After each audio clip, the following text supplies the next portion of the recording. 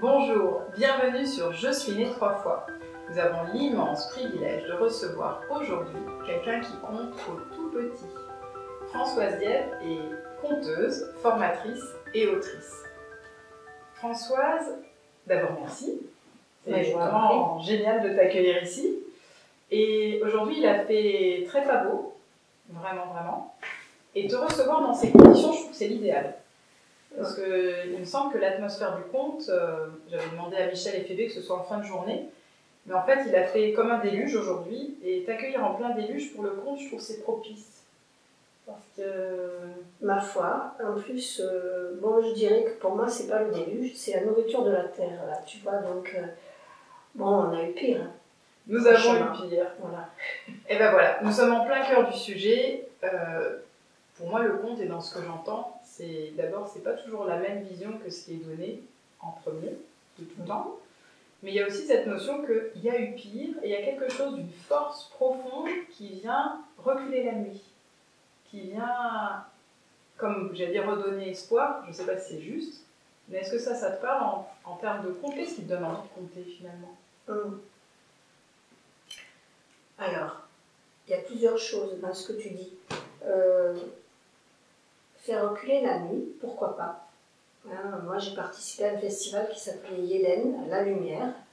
Effectivement, c'était l'idée d'allumer des petites lampes à l'intérieur des gens, c'est-à-dire d'ouvrir à un moment une porte, tu vois, la porte du cœur. Parce qu'on a plein de portes. Hein. On a celle-là, mais on a aussi celle des yeux, des oreilles, et on a celle-ci. Et je pense que le conte, il parle au plus profond de nous. Et en fait, il nous allume. Voilà. Donc je suis assez d'accord pour dire que c'est une forme de lumière. Pourquoi on racontait le soir autrefois? Je pense que c'était parce qu'en plus, d'abord on était dans des sociétés où dans la journée on travaillait, donc le soir c'était le moment où on pouvait être tranquille et disponible. On ne faisait pas forcément rien, souvent on faisait des choses avec les mains, on triait le maïs, enfin on faisait plein de choses, quoi. Mais on avait l'esprit libre. Et du coup, on pouvait parler de ces choses de dedans après avoir été à l'extérieur, quoi. Et puis, je pense aussi que c'est propice à l'envol vers l'imaginaire.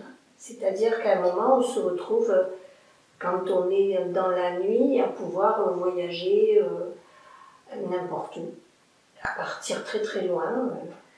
Et quand il fait nuit, tu peux projeter des images que tu veux, c'est comme au cinéma, quoi. Hein. Voilà, on a un écran devant et on se fait nos images. La grande différence pour moi, et qui va plus loin que le cinéma, sans rien avoir contre le cinéma, c'est que je t'ai déjà entendu plusieurs fois conter, et c'est vrai que la princesse, quand tu vas dire la princesse, j'ai toujours plaisir à me demander qu'est-ce que les enfants pensent quand tu dis, et avec ces quelques mots, parfois très peu finalement, il n'y a pas de... C'est pas comme un roman où justement au cinéma une image est donnée, ou un roman où tout est décrit. Souvent tu viens dire très peu finalement. Et c'est propice à la rêverie, à l'imaginaire. C'est volontaire. Absolument. C'est-à-dire que... Elle n'a pas l'air comme ça. Mais... Et la suivante, c'est que... En fait, c'est comme quand on lit un livre, un roman, chacun a son livre intérieur. Et pour moi, dans le conte, c'est pareil. Chacun a sa propre vision de l'histoire, selon ce qu'on est, l'âge qu'on a, si on est un homme, une femme, selon ce qu'on est, ce qu'on ressent en plus ce jour-là. Eh bien, on ne va pas voir la même chose. Ce qui fait qu'on a un conte qui est donné, partagé, et puis en face, il y a des gens qui le reçoivent et qui, chacun à l'intérieur d'eux, vont faire leur propre image. Donc on a un conte à la base qui va être multiplié par autant de gens qui sont là pour l'écouter. Et c'est ce qui fait la richesse d'ailleurs, parce qu'après, chacun renvoie des choses, soit en les disant, soit en les pensant, et c'est ça qui ensuite va enrichir ce patrimoine commun. Voilà. Mais quel est l'intérêt de vivre son conte, du coup, de l'intérieur, d'être avec ses propres images? Est-ce qu'il y a un intérêt de finalement d'être? Oui, parce que... non, pour moi, en fait, l'idée c'est que quand on raconte un conte, on raconte quelque chose où tu le dis, je donne peu de détails sur la forme, Il y a des choses qui font image, hein. Il y a des mots que je cherche pour qu'ils puissent se faire image ou qui viennent, comme ça, tout seul d'ailleurs. Et puis, en face, c'est très important que chacun se les approprie. Parce que l'idée, c'est pas que moi je fasse une belle œuvre artistique et puis que chacun se la prenne comme ça, pas dessus, mais c'est que chacun ait ensuite sa propre histoire. Chacun a son propre moment avec cette histoire. Personne ne verra la même chose. Soit parce que, effectivement, c'est ce que je disais tout à l'heure, c'est pas sa culture, soit c'est parce que c'est pas le moment. Et je pense que ça, c'est le propre du conte. C'est une parole universelle qui s'adresse à des gens totalement différents, qui ont des cultures différentes, mais où chacun prend ce qu'il a à prendre au moment où il en est. Et en plus, ça ne veut pas dire que la prochaine fois, il prendra la même chose. Donc chaque conte, même si c'était le même, c'est une nouvelle traversée. Absolument. Et quelque part individuel au sens noble du terme, c'est-à-dire il y a quelque chose du trajet de devenir encore plus un peu soi-même, c'est ce que j'entends. Oui, c'est individuel et c'est collectif, et en plus, c'est pas figé dans le temps. Oui, c'est vivant. C'est-à-dire que selon les expériences de la vie, ça va pouvoir évoluer. On va pouvoir voir des choses différentes au fil du temps et des expériences, bien sûr. C'est important, parce que tout à l'heure, nous disions vraiment pour les contes, pour les tout-petits, mais finalement, les contes que j'ai reçus, certains, je vais choisir de les transmettre, d'autres pas, et il y a aussi il y a un imaginaire collectif par rapport à ces contes. Qui ne connaît pas le petit chaperon rouge? Et qui ne connaît pas les... Il y a quelque chose parfois qui vient traverser les contes, comme pour nous prévenir, pour nous... Oui, non, mais c'est sûr. Et comment dire? En plus, je voudrais parler de la dimension interculturelle plus. Voilà, moi je me suis retrouvée à aller voir des gens d'autres pays et moi je m'étais dit mais qu'est-ce que je vais leur raconter à tous ces gens qui n'ont pas la même culture que moi, le même vécu, on n'a pas non plus les mêmes croyances, enfin bon, il y a tout un tas de choses comme ça qui font qu'on est différents et voilà. Et du coup, comment je vais pouvoir arriver à partager des choses avec eux. Et les amis donc, qui m'avaient invité à ce festival au Burkina Faso, puisque c'est mieux de nommer l'endroit, m'ont dit tu racontes du traditionnel. Ok, donc j'arrive avec un conte qui racontait des enfants perdus dans une forêt qui rencontrent un personnage dévorateur qui les menace, les enfants s'enfuient et puis rencontrent une femme qui va les sauver, leur faire traverser une rivière sur un pont de drap. C'est une image assez étrange, mais qui, quand on est dans le fil du conte, on y croit. De toute façon, moi j'y crois, donc vous y croyez. Voilà. Et puis ils sont sauvés. Voilà. Je me souviens de l'avoir raconté devant une foule, il y avait un monde de foule, et un silence qui s'installe. Mais ce genre de silence où tu l'entends, tu le sens, tu vois. Et puis à la sortie, donc, il y a une jeune femme qui vient me trouver et qui me dit « T'es bien ton conte, hein? Et tu sais quoi, la Blanche? Nous, on le connaît, ton conte. On a le même, en fait. Mais chez nous, on n'a pas besoin de la femme, là, qui lave ses draps. Nous, on appelle le génie de la rivière. » Ah, ben oui, bien sûr, parce que chez eux, ils sont animistes. Alors que chez nous, ben voilà, ces personnages-là, c'est un personnage qui remonte à très lointain, ça va plus loin que la chrétienté, hein, c'est beaucoup plus loin que ça, c'est dans nos cultures d'avant. Et ben oui, c'est vrai, elle a raison. Donc, on pouvait entamer la discussion sur leur propre façon de raconter cette histoire et tout ce que ça impliquait. Et moi, ma façon, et qu'est-ce que ça impliquait aussi. Donc, à partir de nos différences et de nos ressemblances, on fait un dialogue. Et ça, c'est justement parce que je ne donne pas des images toutes faites. C'est parce que quand je dis le mot, comme tu dis, une fée ou bien une jeune femme, elle était belle. Oui. C'est tout. C'est vrai d'avoir entendu, elle était belle. Et chacun a son image de la beauté. Et chacun se fait la sienne. Et à partir de là, on ouvre le dialogue. Et pourtant, le fil de l'histoire est le même. Mais parce qu'on est tous des humains, tout simplement. j'entends tous des humains, mais en même temps, tu viens toucher quelque chose d'essentiel. Tu viens toucher, voilà, il y a quelque chose de... Ah ben le conte, il parle de l'essentiel. Il parle je nais, je grandis, je suis amoureux, je me mets en colère, des fois je suis jaloux, des fois... Enfin voilà, c'est la vie en fait, le conte. Surtout les contes merveilleux de ce genre, c'est-à-dire tout ça, ça parle des émotions, des ressentis et des choses essentielles. Ça veut dire que tu dirais que c'est plutôt chouette que des parents continuent à conter à leurs enfants?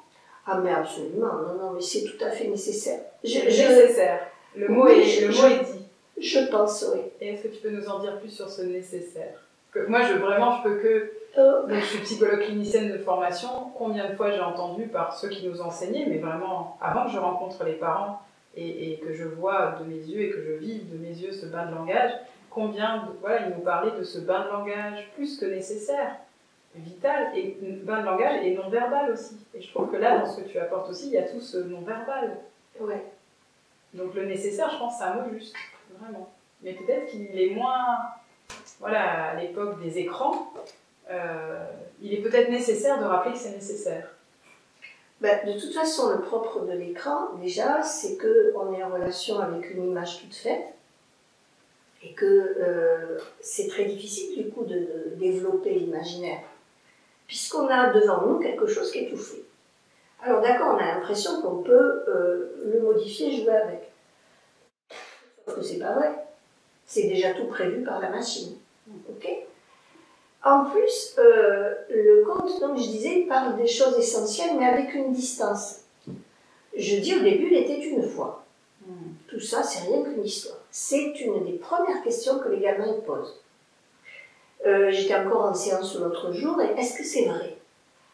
Ah, alors, je leur dis, tu sais, le conte, il parle pas vraiment de la réalité, mais il dit des choses vraies. C'est des mensonges qui disent des vérités. Et là, les gamins, ils font « Ah ah !» C'est-à-dire qu'ils ont entendu de l'intérieur. C'est pas mathématique, ça parle ailleurs, quoi. Voilà. En plus, je pense que bon, le conte, il a le mérite de mettre à distance, à travers l'histoire, des choses qui sinon seraient tellement fortes et tellement violentes qu'on ne pourrait pas en parler. Et là, du coup, il a son utilité. Et en plus, si c'est le parent qui le raconte ou quelqu'un, c'est pas forcément parce que les parents ils disent je sais pas faire, tout ça, voilà.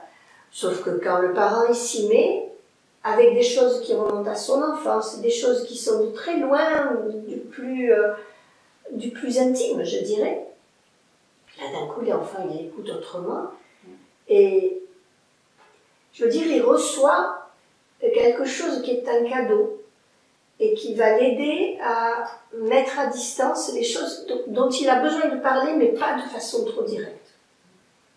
Parce que c'est là la différence entre la parole, je dirais, de tous les jours, fais ci, fais ça, fais pas ci, fais pas ça, et puis le « il était une fois ». C'est important parce que j'avais prévu de te demander, pour les parents ou les personnes qui nous écoutent, ce que je trouve très important, c'est ce début et cette fin où tu amènes, mais tu ramènes. Et je trouve que c'est très important. Alors, je pensais à Cric et Crac parce que je pensais aussi au conte antillais, mais je trouve que suivant les cultures et tout, il y a toujours un début et une fin où c'est cadré. C'est j'emmène et je ramène. Et je trouve que c'est fondamental aussi ce moment où voilà. C'est des balises et je trouve que dans le monde d'aujourd'hui, on en a encore plus besoin parce que justement, on a des fois des doutes de savoir où est-ce qu'on est. Dans la réalité ou dans l'imaginaire. Ouais. Et encore plus aujourd'hui avec tous ces outils. Moi, ce qui m'effraie le plus, c'est ces fameuses lunettes, tu sais, où tu rentres dans un monde... Tu ne sais plus où tu es, en fait. Ouais. Or, le propre du conte, c'est je rentre volontairement dans l'imaginaire et je peux vivre des choses incroyables, quoi. Alors moi, ça m'amuse de dire que moi, je peux faire sauter 3 hippopotames sur ma tête rien qu'en faisant ça. Pendant que je raconte, et je peux tout faire. Évidemment, à la fin, quand j'ai fini de raconter que je revienne à la réalité, j'ai pas trop intérêt à me risquer à ce genre de truc. Mais n'empêche que pendant que j'étais en train de raconter, tout peut arriver. Je peux tout traverser. Je peux traverser des choses terribles, je vais en ressortir. Et à la sortie, tout va bien. Alors nous avons parlé tout à l'heure du début des contes, le Il était une fois, et la fermeture qui ramène, je m'étais noté et je trouvais ça intéressant, cette notion de revenir enrichi mais en sécurité. Oui, oui. Ben, c'est-à-dire que bon, ce qu'on a vécu, c'était dans une bulle, et tu refermes la bulle et la bulle elle repart. Donc toi tu es à l'extérieur, tu as traversé et tu ressors. Donc le loup qui était derrière la porte, il est resté dans l'histoire. Il n'est pas à la porte ici de ta maison à t'attendre pour te dévorer. Et là, du coup, ça permet de raconter plein de choses, même des choses difficiles, en toute sécurité. C'est fini. Mais ça a eu le mérite d'avoir posé des mots. Oui, il y a quelque chose qui s'est quand même ouvert. Oui. Il ne faut pas avoir peur de la peur à partir du moment où on est assez clair sur notre position en tant que conteur. C'est-à-dire, pendant que je te raconte, c'est d'abord l'histoire du personnage. C'est pas ton histoire à toi, même si toi, tu as ton histoire intérieure. Hein. Et puis, en plus, à la fin, c'est fini. Et c'est sans danger, quoi. Voilà, c'est fini, c'est terminé. Le seul danger, dans ce que j'entends, c'est de se transformer. De revenir vraiment dans quelque chose où il y a une traversée, il n'y a pas un commun. Ouais, c'est... sinon, ils n'en prendraient pas tout le temps, et encore, et la même, et encore la même. Oui, parce qu'ils ont besoin de l'explorer sous tous les angles, d'aller dans tous les petits coins, derrière les portes, de les ouvrir, etc. Les gamins, souvent, c'est ça, ils redemandent la même. Tant qu'ils n'ont pas fini d'explorer, ils en ont besoin encore. Et puis après, c'est pour le plaisir aussi. Hein. Et souvent, nous, on se dit, oh là, je vais les ennuyer. Pas du tout. Ils sont d'une part trop ravis, effectivement, de revenir dans une aventure où, en plus, ils savent la suite. C'est très rassurant, finalement. Et je me rappelle juste du petit frisson, quoi, le truc qui m'a... Mais en même temps, après, je sais que ça va être bien. Donc je peux vivre l'émotion à fond, et après, c'est fini.